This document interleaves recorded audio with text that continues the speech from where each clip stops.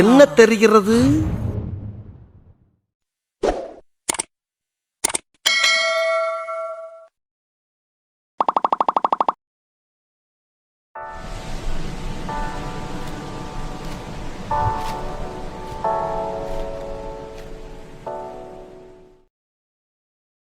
சரி, ஓகே. அடுத்து கங்குவா பாத்தியா?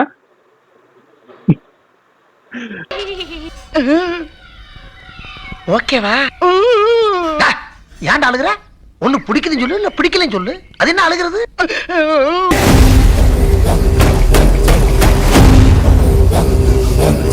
பெருமாச்சி பண்ணு!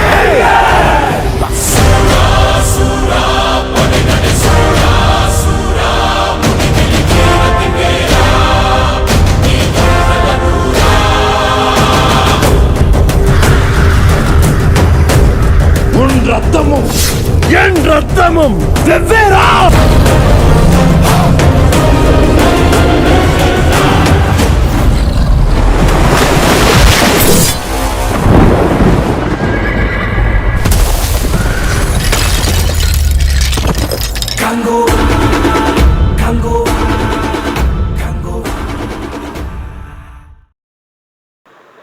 ஓகே, நான் கங்குவா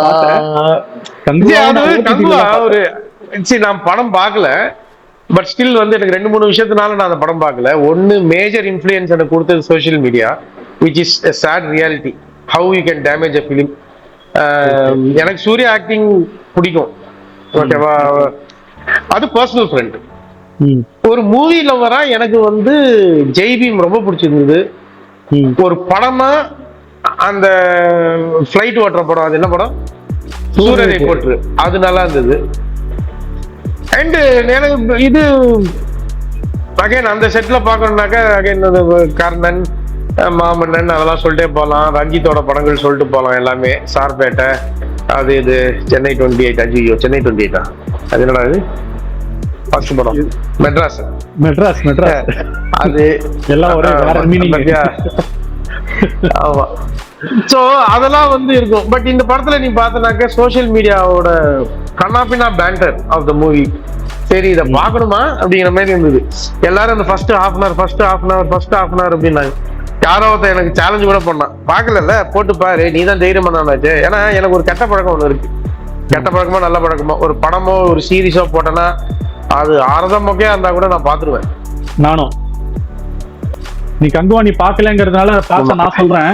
இல்ல, எனக்கு ஜோதிகாவோட அந்த லெட்டர் வேற நான் கொண்டு வரணும். என்னமோ வந்து நாங்க அப்படி இப்படி அதெல்லாம் வந்து அதை பத்தி பேச வேணாம். ஆனா அதெல்லாம் ரொம்ப இல்ல, அது எப்படின்னா அது தேவையில்லாத எரியிற நெருப்புல எண்ணெய் ஊத்துற மாதிரி ஆயிப்போச்சு. ஆல்ரெடி வச்சு மேஞ்சின்னு இருக்கானுங்க. அந்த இடத்துல போயிட்டு என் பொண்டாட்டி படிச்சவன் சொல்லிட்டு ஒரு படம் எடுத்தாங்க பாரு, அந்த மாதிரி என் புருஷன் படிச்சவங்கிற மாதிரி நாங்க வந்து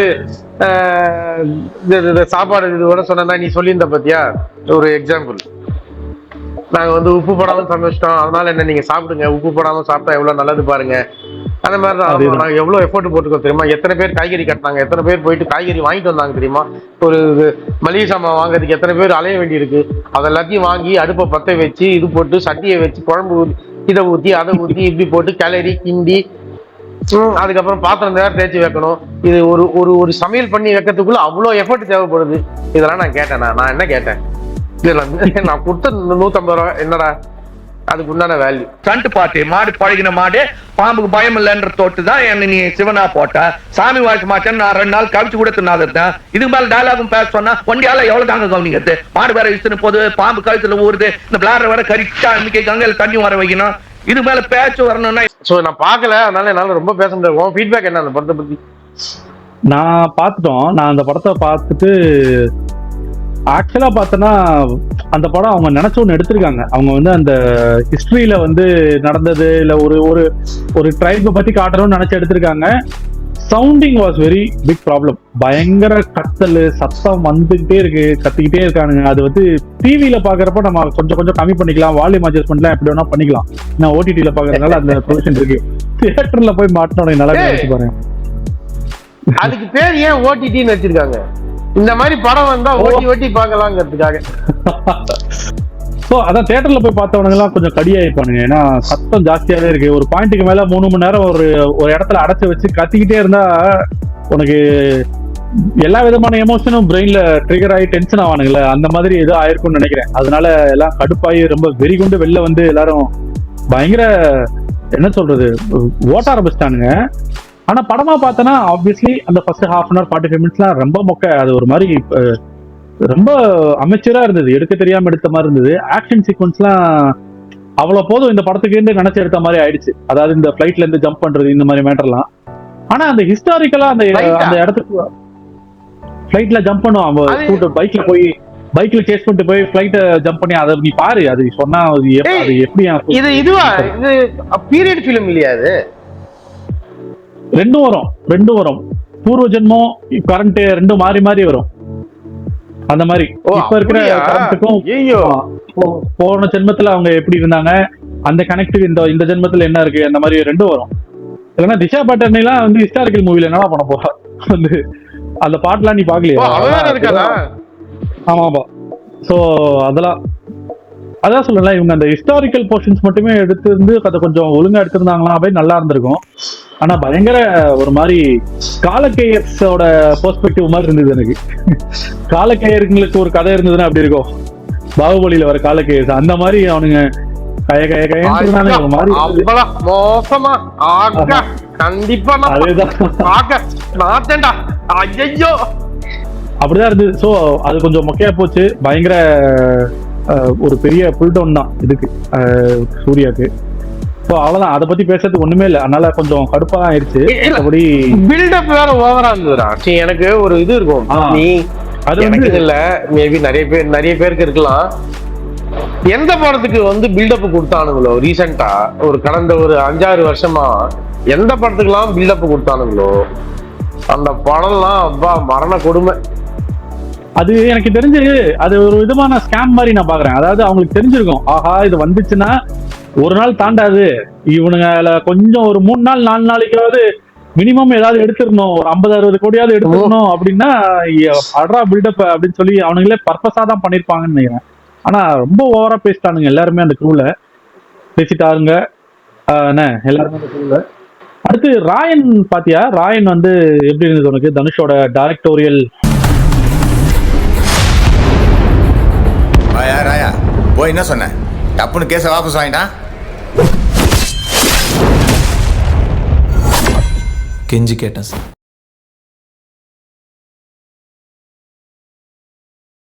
ராயா ராயா வாயா வாயா ராயன் அச்சா அச்சா பௌத் அச்சா தான். ராயன்லாம் வந்து நல்ல ஒரு பாட்டு. ரொம்ப நாளைக்கு அப்புறமா வந்து ரஹ்மானோட பாட்டுகள் நல்லா இருந்தது. மீனிங் ரொம்ப நாள் இந்த சென்ஸ் மாமன்னனுக்கு அப்புறம் வந்த ஒரு படம். அதனால வந்து அதுல எனக்கு பிடிச்சிருந்தது. ரீ ரெக்கார்டிங் ரொம்ப சட்டிலாவும் நல்லாவும் இருந்தது.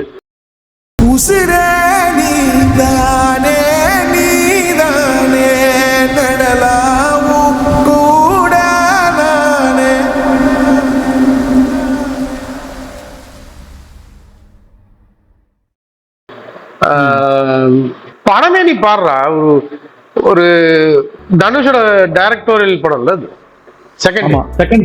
செகண்ட் ஃபர்ஸ்ட் பவர் பாண்டி, இது செகண்ட். ஆக நம்ம தலைவன் செல்வராகவன் அதோட டெம்ப்ளேட் ஆக்டிங், பீயிங் அ பிரதரா இல்ல யாரோ கேர்டேக்கர், காட்ஃபாதர் அந்த மாதிரி. அண்ட் அந்த பிரதர்ஸ் அவங்களுக்கு உண்டான 3 பேருக்கிட்டே 3 டைப் ஆஃப் வேரியேஷன் காட்டியிருப்பாங்க.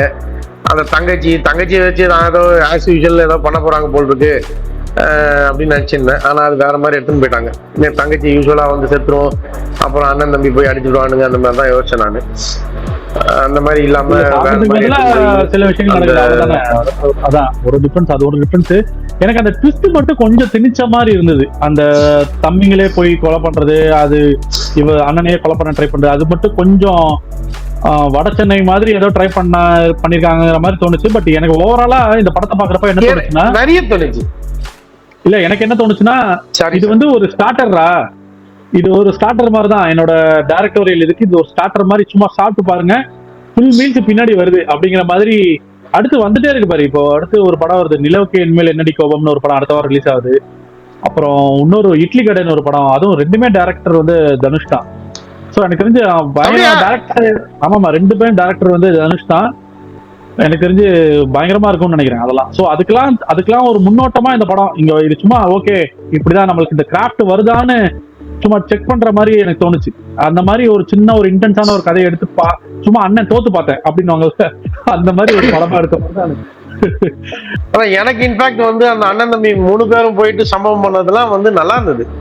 இதுல ஒரு புதுப்பேட்டையோட கேரக்டரைசேஷனோட இன்ஃப்ளூயன்ஸ் இருந்தது. கொஞ்ச நேரத்துக்கு வந்து சம்டைம்ஸ் துள்ளுவதோ இளமை அதோட இது இருந்தது. அண்ட் அப்கோர்ஸ் நீ சொன்ன அந்த என்ன படம், ஒரு படம் சொன்னீங்க வட சென்னை, அதோட இது இருந்தது. என்னன்னா நீ பாத்துன்னு வச்சுக்கேன், எங்க அண்ணன் இன்னைக்கு தேதியில ஆஃப்டர் கமல் அப்படின்னா வெரைட்டி ஆக்டிங் அப்படின்னா தனுஷ் வா. அது வந்து நிறைய பேர் என் கூட சண்டை போடுவாங்க. இன்னி ஆஸ் ஆன் டேட் ஹீரோஸ்ல பெர்ஃபார்மன்ஸ் ஆக்டிங் பண்ணக்கூடிய ஒரு கேரக்டரை ஃபுல்லா எடுத்துன்னு போகக்கூடிய ஆள் அப்படின்னா இன்னைக்கு தேதி என்ன பொறுத்த வரைக்கும் என் ஒப்பீனியன்ல தனுஷ் தான்.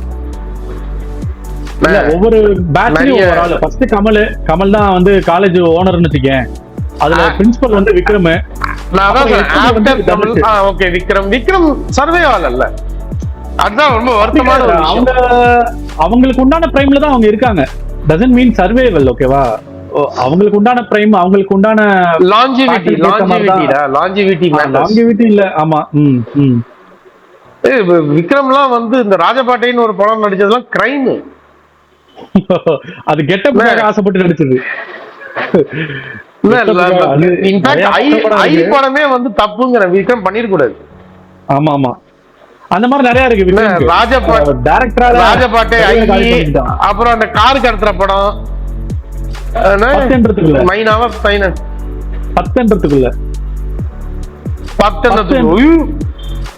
அதெல்லாம் வந்து நான் பாத்துட்டு கான் 60 செகண்ட்ஸ்னு ஒரு படம் இருக்குல்ல, அந்த மாதிரி ஏதோ கொண்டு வராங்க ஒரு தமிழ் படத்துல நினைச்சேன். அப்புறம் பார்த்தா வேற மாதிரி இருந்தது. அப்புறம் அந்த கார்த்திக் சுப்ராஜ் படம் ஒண்ணு, சாரி நான் கட் பண்றேன். கார்த்திக் சுப்ராஜ் படம் தட் வாஸ் ஆக்சுவலி குட். ஓகேவா, அது ஓடிடி ரிலீஸ் மகான், எனக்கு ரொம்ப பிடிச்சிருந்தது. ஆனா விக்ரம் அந்த இதுல அது அவன் பையனை வந்து ப்ரோமோட் பண்றதுக்காக பாத்துக்கலாம்னு வச்சுக்கேன். பட் என்ன பொறுத்த வரைக்கும் டேரக்டர்களுக்காக தன் கரியரையா அழிச்சுக்கிட்டதுன்னு பார்த்தோன்னா விக்ரம்னு சொல்லுவேன். ஏன்னா மணிரத்னமே ஒரு 3-4 இயர்ஸ் சாப்பிட்டுருப்பாரு. சங்கர் ஒரு 2-3 இயர்ஸ். இதுலயே பார்த்தனா உனக்கு ஒரு 7 இயர்ஸ்ல பார்த்தனா 2 படமோ 3 படமோ தான் வந்திருக்கும். 7 இயர்ஸ் 8 இயர்ஸ் ஸ்பேன்ல அந்த 2-3 படமும் ஹிட்டா இருந்ததுன்னா உனக்கு ப்ராப்ளம் இல்லை. ஏன்னா அதெல்லாம் ஒரு கைண்ட் ஆஃப் கேம்பிளிங் தானே. இப்ப பாகுபலி மாதிரி ஒரு படத்துக்கு நான் 5 இயர்ஸ் 6 இயர்ஸ் கொடுத்துட்டு பாகுபலி ரேஞ்சுக்கு எனக்கு ஒரு ரீச் கிடைச்சது அப்படின்னா அடுத்து ஓகே ஆஸ் அன் ஆக்டர் எனக்கு அது கொஞ்சம் அப்ரிசியேட்டிங்கா இருக்கும். நான் அடுத்து அந்த மாதிரி நிறைய படங்கள் பண்ணிருப்பேன் அப்படின்னு போயிருக்கோம். மணி சார் காம்பன்சேட் பண்ணிட்டாரு பொன்னியின் செல்வன்ல. Very opt. ஆமா ஆமா, very opt for the character. ஆமா ஆமா, அது அப்படிதான். காம்பன்சேஷன் நடந்ததே ஒழிய அது கொஞ்சம் லேட் காம்பன்சேஷன் தான். என்ன பண்றது, இது அதுக்குள்ள நிறைய பேர் மேல போயிட்டாங்க. அவருக்கு கீழே இருந்தவங்க எல்லாம் ஓவர்டேக் பண்ணி மேல போற மாதிரி ஆயிடுச்சு. அதனால அதேதான். சோ நான் சொன்னேன்ல, Jayam Ravi transition from Ponniyin Selvan to அடுத்த படம் மாதிரி Vikram transition from Ponniyin Selvan to Thangalaan. அதை நினைச்சு பாரு. அதனாலதான் எனக்கு விக்ரம் வந்து நான் அவ்வளவு பேசினேன் அந்த தங்கலான் கேரக்டர். ஆமா, இங்கேயும் ராஜா தான், ஆனா வேற மாதிரி ராஜா. ஆமா, வேற மாதிரி ராஜா. இது மார்க் ஆண்டனி படம் பாத்தியாடா? ஆக்சுவலா நீ வந்து ராயன் சொன்னால அதுல எஸ் ஜே சூர்யா பெருசா யூஸ் பண்ணிக்கல. பட் ஆனா எஸ் ஜே சூர்யா இந்த வருஷம் வந்து ஒரு முக்கியமான படம் மார்க் ஆண்டனி பாத்தியா? Welcome to the world of Mark Antony மாமே.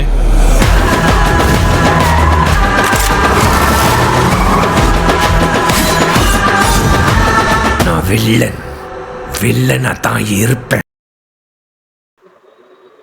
மார்க் ஆண்டனி பாரு, அதுல செமையா இருக்கும். நான் தியேட்டர்ல பார்த்தேன். விஷால் பார்த்து கிராண்ட் ஆயிடுச்சு எனக்கு நடிக்கிறது. அது ரீல்ஸ் மீம்ஸ் தான் பார்த்தேன், சூப்பரா இருந்தது. எஸ் ஜே சூர்யா போஸ்ட் யாரா நீ? நான் தான்ப்பா உங்க புள்ளையா? ரேவதி பிள்ளையாடா? அப்பா வசந்தி பிள்ளையா? அப்பா கௌசல்யா பிள்ளையாடா? அப்பா என் பொண்டாட்டி பக்கத்துல இருக்கடா. அட ப்ளே பாய் மௌனே. மீசா சார்